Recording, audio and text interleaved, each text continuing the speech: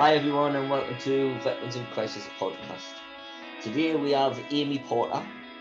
Amy is the CSR manager and she's going to tell us what that means for Engie, which is a firm that we were working in partnership with, which we'll get onto pretty soon. Welcome, thank you for coming on, Amy. No problem. So CSR is corporate social responsibility. Before you get started, your trees fell over. Don't. We've just had the cats. The cats have been climbing up the trees, so just got to keep an eye on that. So you're the corporate responsibility manager, yeah? Yeah, corporate social responsibility.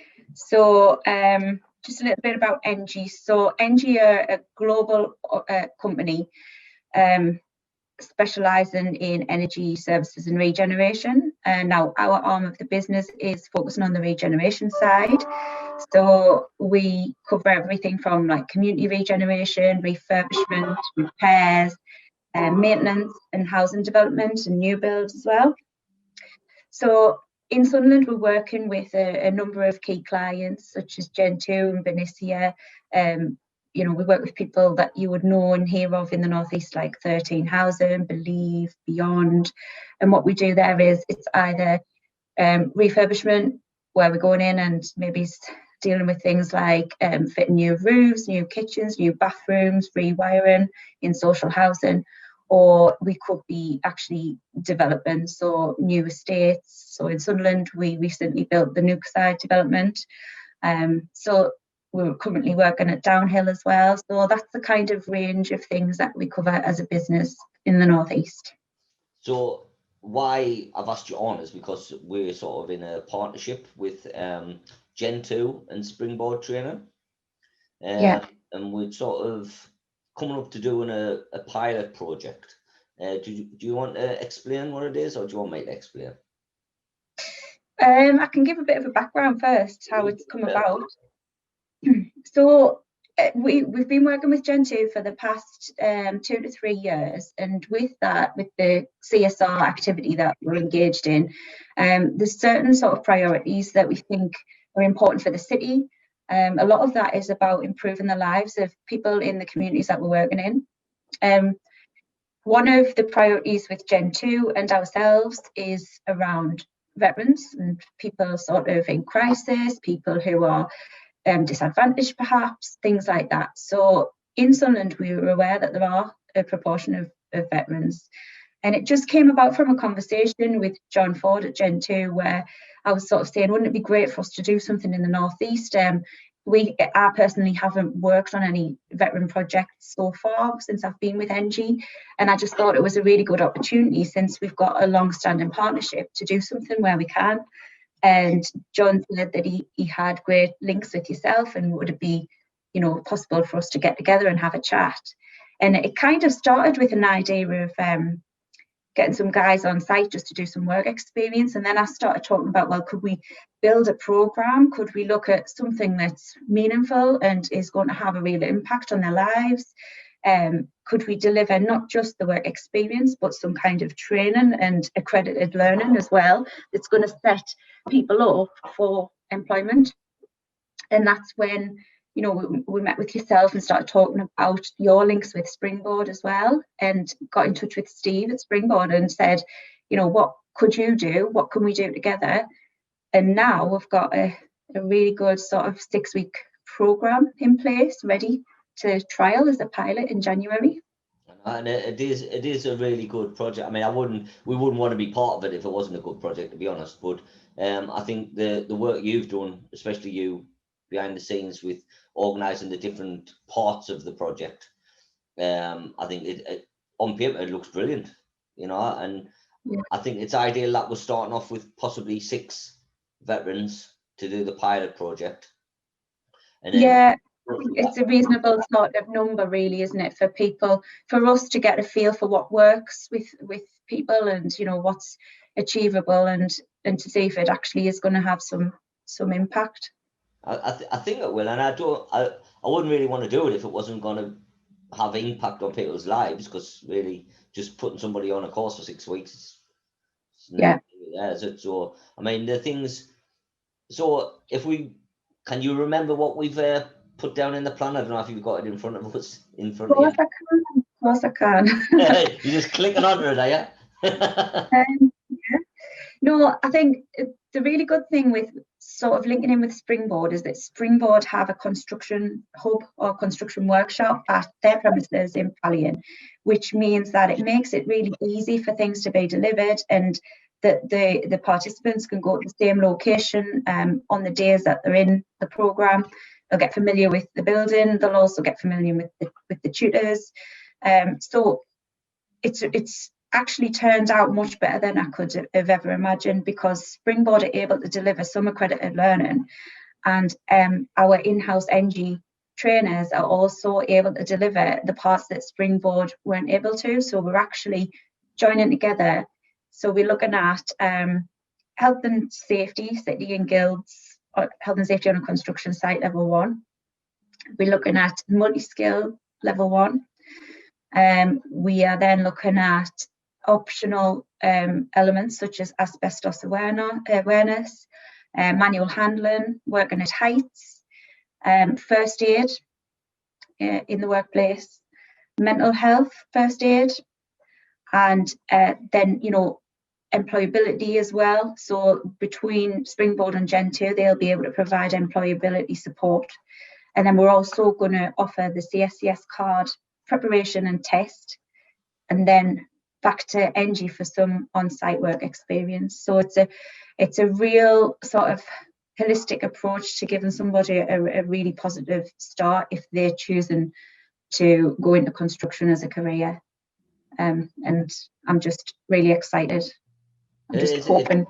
I mean, it could turn out a massive plus for the veteran community, because there's a lot of building going on in Sunderland, isn't there? With the new site with this side of the water. So I think it's a massive opportunity for someone to take it. Hopefully the people the 6 that get picked to do it, that grasp it with both hands. Definitely, it really is a real opportunity, and we hope that at the end of it there will be employment for some or all of those people. Obviously you can't ever guarantee anything, but if somebody's there and they're putting in the hard work and they're showing us that they're committed to that, then there is no reason why we can't look in between, ourselves and Gen 2, see where opportunities might lie for people. So we don't want it to end at the end of the 6 weeks. We really want people to come out of that and have something else to step onto.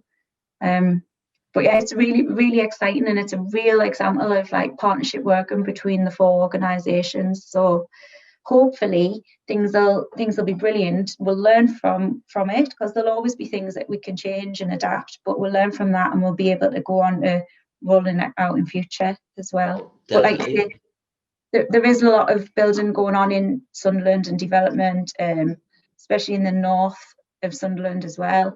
And I think that, if you look at the horrible sort of year we've had, construction has still remained quite strong. So it is a great opportunity for people. I mean, I just want to tell everyone that it isn't necessarily, you don't have to be a Gen 2 tenant, you don't have to be a VIX client. What we do ask is, you are a veteran and you live in Sunderland. So the way we work, sort of the criteria for VIX is that you have a GP in Sunderland. So it'll be the same sort of thing. And we put a link on here that people can email us if they're interested. And I'm assuming there's going to be quite a big uptake. That's why we're having the pilot project first, to see how it goes, because then you could maybe add people, bigger cohorts of people, or it may need to be less, depending on how it goes. Yeah, definitely. And I think if anyone has any questions, just to sort of fire them over, because I mean, we're talking about a 6-week program, but it's not 5 days a week, 6 weeks. We appreciate that people might not be able to commit that much time to something. So what we're looking at is a definite 2 days with the optional 3rd day for those added accredited learning elements that we've mentioned. So somebody might not want to go down a particular route, but if that's on offer and we're able to deliver it, then if they want to take that up on the third day each week, then great. And if there's anything else that we think that the particular individuals would benefit from, then we've also got that flexibility within those 6 weeks to add that learning in to the program as well. Brilliant. So moving on from that, obviously now we're partners. You've agreed to do some corporate responsibilities on the ERV, haven't you? Just thought I'd ask why we're on air, So yeah. we need some, I don't know, some kind of work done on the outside, pointing or something like that. I don't really know anything about construction, to be honest, but neither do I. early next year we'll have bought the building. We're just in the process of it now. So I'll be giving you a shout for you to come and have a look. That's fine. I think, we've got a really good relationship with Gen 2 at the moment. We've got a lot of work with them. And within that is a lot of focus on corporate social responsibility, social value, community engagement. So I know that, these sort of links are also strong with Gen 2 between yourselves and Springboard. So, we might as well work together and do something really positive whilst we're undertaking work in the communities as well.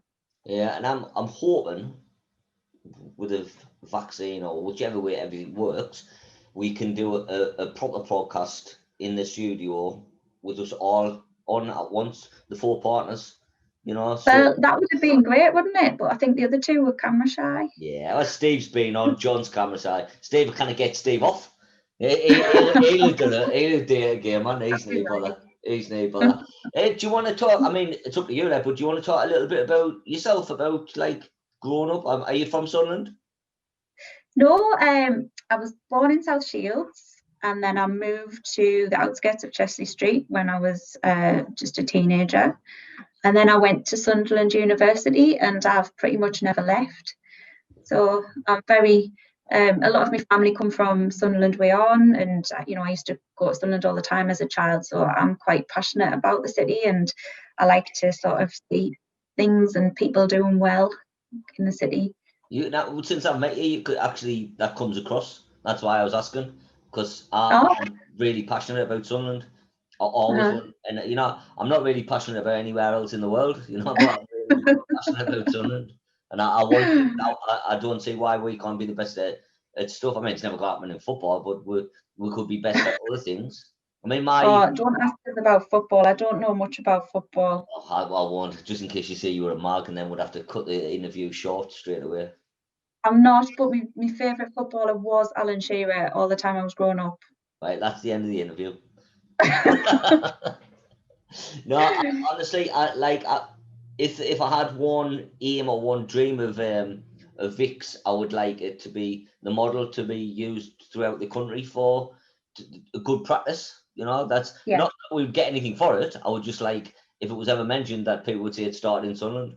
That would be me on. That would be an amazing achievement, wouldn't it? It would. And I mean, we've done stuff that nowhere else in the country's done. So we the only people to get an armed forces champion in every GP surgery. So that's a good start. Yeah, it's fantastic. You just need to carry on the good work. So with it being Christmas Eve today, what's your plans for the day then? Christmas Eve for me will be getting the kids to bed, putting the presents out, probably drinking a bottle of wine, and then hoping that they stay in bed till at least 7:30 on Christmas Day. How old's your kids like? 9 and 5. But my daughter's 9, thinking she's about 26. You've got no chances at 7, like. Was there many kids in your family? No, I'm an only child. All right. So yeah, not many. Well, I'm from a family of 6, and so when we were kids, you would get up really early. And I remember excitement of pushing each other down the stairs to go down. Who was going to go down first, and that. That's mad. That's great.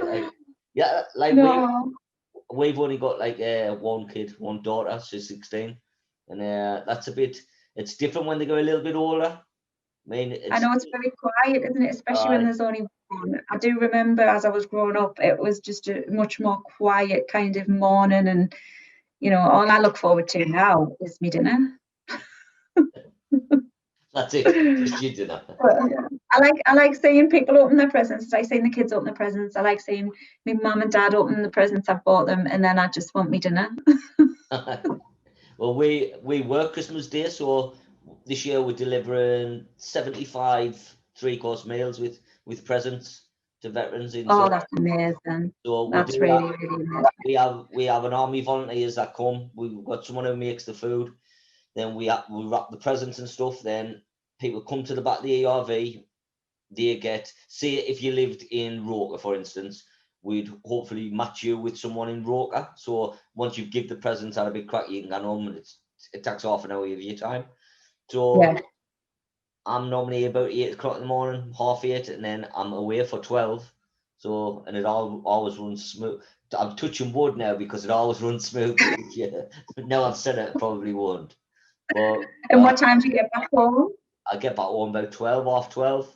And I would normally then walk to the club, have 2 pints, walk back and have me dinner. And then when everyone else comes to me, sisters and the sort of parties, and I stay in the house with the dog, just because I just want to relax. I just want to relax and be on my own, to be honest. Because I've been, you know, boxing is my favourite when the match is on. I like going out Boxing Day. Yeah. It'll be different this year though, isn't it? It's just going to be so much quieter. I know, but I mean, do you have people over to your house? Well, I just normally have my mum and dad. Well, we always have our meal together, like just me, my partner, and my daughter. So that's going to be exactly the same anyway. But they normally go out after, but that'll not be happening. So yeah, they'll be talking. Why not? So do you need like do you need volunteers and things for that? We do. We ask for volunteers. People. I think we put it on Facebook today, and people have started to ask if they can help.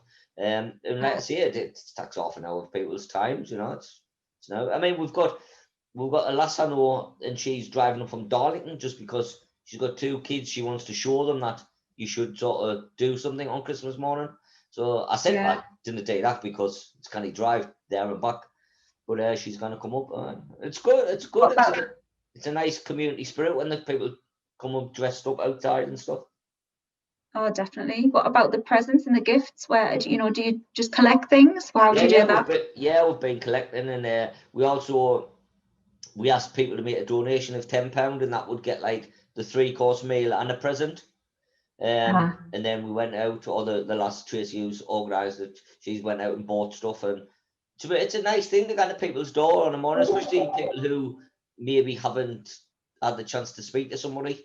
I mean, what we always say is people are not allowed to go into people's houses just for health and safety. Because I tell you, I'll be honest with you, the first year I did it, all I was thinking was like, what if someone gets kidnapped or something? You know what I mean? Like, what would I do? So we have to have 2 volunteers for each house, and they have to text when they get there and text when they leave. So that, you know, these are the things we do. And then nobody's kidnapped yet. So no, you have to, especially when you're working, especially loan workers and things. Working in people. Our resident liaison officers deal with the people in the community and going into their homes all the time, and they have things that they put around their neck that they can press. You can press it, aye. Well, I mean, luckily everyone knows that not to go in the house and stand at the door and speak to people, and there's 2 of them, and and it's nice. It's a good feeling that you've done something, but it also doesn't take a huge amount of time. So an hour out of your day, it makes someone's day for them. Definitely, it's worth it. Right, really worth it. Thank you for coming on. No problem. If you've got any links or anything that you want to put in, send them over to us and I'll get them put on. And enjoy Christmas Day tomorrow. You too. Thank you for having us. It's been a pleasure, and we'll definitely do a one with all of us in the studio as soon as it's safe. I don't want to do it when we've got masks on because it's ridiculous. That. No, it's not the same, but better safe than sorry. You can have a bottle of wine then when you're on. Don't tempt us. Right, thank you very much. No problem. Thank Cheers you. now. Bye. Bye.